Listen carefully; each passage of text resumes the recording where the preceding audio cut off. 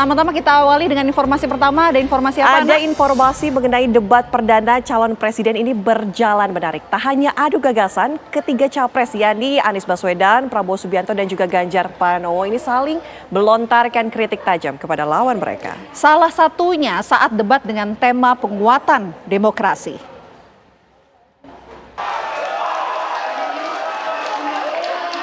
Kalau demokrasi kita tidak berjalan, tidak mungkin Anda jadi gubernur.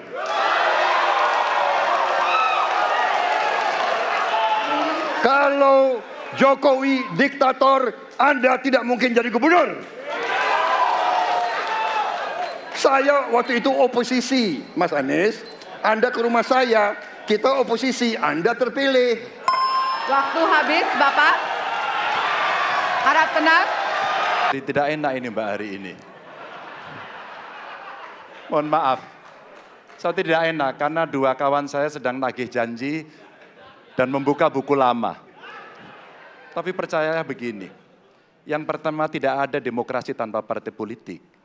Tidak ada. Suka tidak suka, mau tidak mau.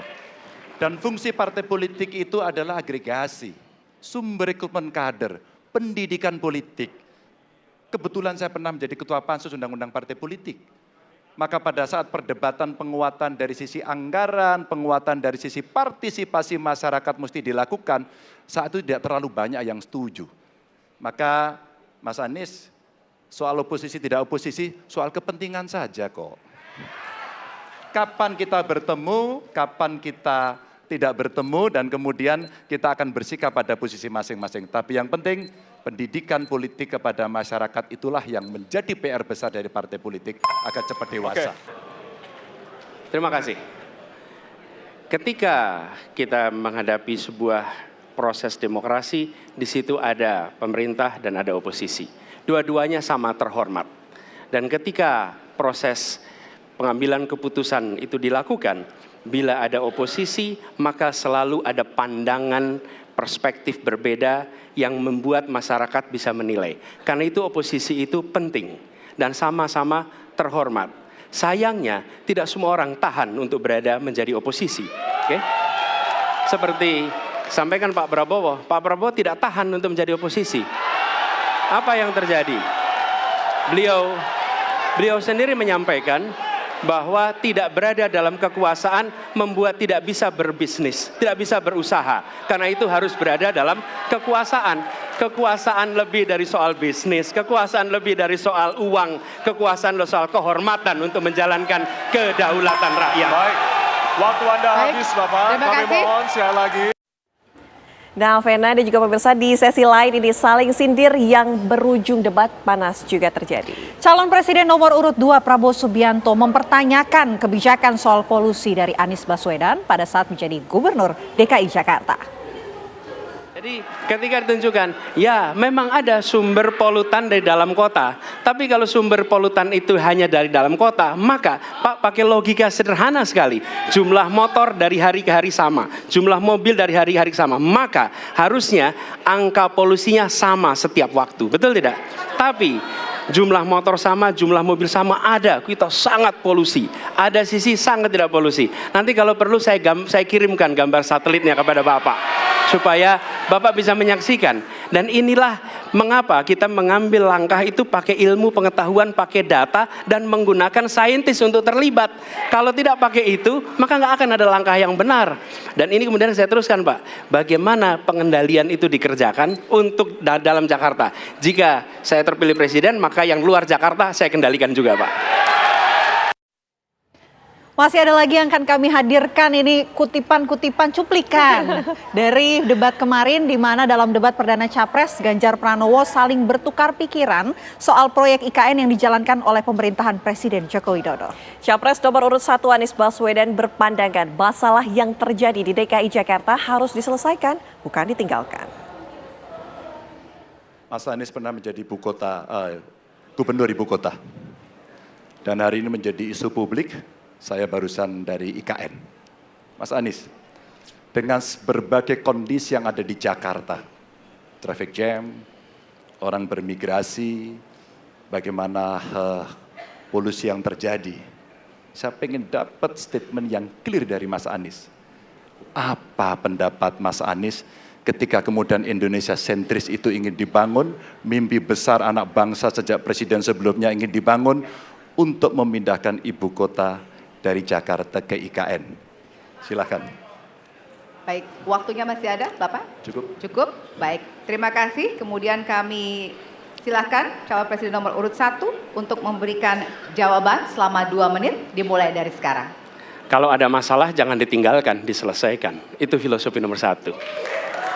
Jadi ketika di Jakarta menghadapi masalah, maka masalah lingkungan hidup, masalah lalu lintas, kepadatan penduduk, ini harus diselesaikan. Ditinggalkan tidak kemudian membuat otomatis selesai. Justru ini yang harus dibereskan.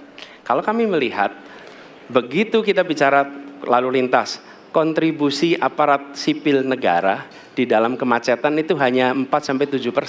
Jadi nggak akan mengurangi kemacetan di sini. Yang kedua, soal lingkungan hidup. Kalau yang pindah itu pemerintah, bisnis, keluarga masih tetap di sini, masih tetap ada masalah. Karena itu kami berpandangan masalah yang di Jakarta harus diselesaikan dengan transportasi umum yang dibangun. Kemudian yang kedua, menambah taman yang dibangun, transportasi umum berbasis elektrik. Dan itu semua dikerjakan untuk membuat Jakarta menjadi kota yang nyaman, aman, kota yang membuat kita bisa hidup dengan sehat. Itu terkait dengan Jakarta. Jadi, jangan kita meniru pemerintah Belanda. Mereka punya kota tua. Ketika kota tua turun permukaan, mereka pindah ke selatan, bikin di sekitar Monas. Ditinggalkan, masalah tidak diselesaikan. Kita harus menghadapi masalah dengan menyelesaikan. Lalu yang kedua, terkait dengan IKN. Ketika kita memiliki masalah yang masih urgen di depan mata kita, di Kalimantan sendiri, kebutuhan untuk membangun sekolah yang rusak sangat banyak.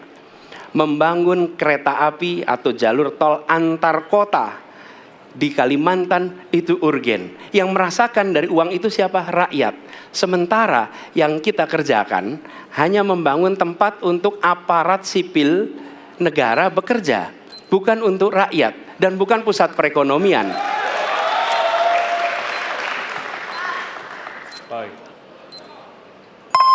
Ya, waktu Anda habis dan kami persilakan kepada calon presiden nomor urut 3 untuk menanggapi jawaban dari calon presiden nomor urut 1. Waktu Bapak 1 menit, disilakan. Apakah boleh saya simpulkan kalau begitu Mas Anies dalam posisi yang oposisi terhadap beberapa kebijakan termasuk IKN menolak IKN dilanjutkan? Terima kasih. Cukup Waktunya? Bapak? Cukup. Baik. Baik, selanjutnya kami berikan kesempatan kepada calon presiden nomor urut 1 untuk menanggapi tanggapan dari calon presiden nomor urut 3, waktunya 1 menit dari sekarang. Inilah salah satu contoh produk hukum yang tidak melewati proses dialog publik yang lengkap. Sehingga dialognya sesudah jadi undang-undang. Dan ketika dialognya sudah undang-undang, siapapun yang kritis dianggap oposisi, siapapun yang pro dianggap pro pemerintah. Kenapa? Karena tidak ada proses pembahasan yang komprehensif yang memberikan ruang kepada publik. Ini negara hukum, bukan negara kekuasaan. Dalam negara hukum, berikan ruang kepada publik untuk membahas sebuah peraturan sebelum dia ditetapkan. Tapi ini nada-nadanya seperti negara kekuasaan, di mana penguasa menentukan hukum. Dan kemudian dari situ kita berdebat pro kon. Kami melihat ada kebutuhan-kebutuhan urgen yang dibangun untuk rakyat. Kalau hari ini kita belum bisa menyiapkan pupuk lengkap, tapi pada saat yang sama kita membangun sebuah istana untuk presiden, di mana rasa keadilan kita? Okay?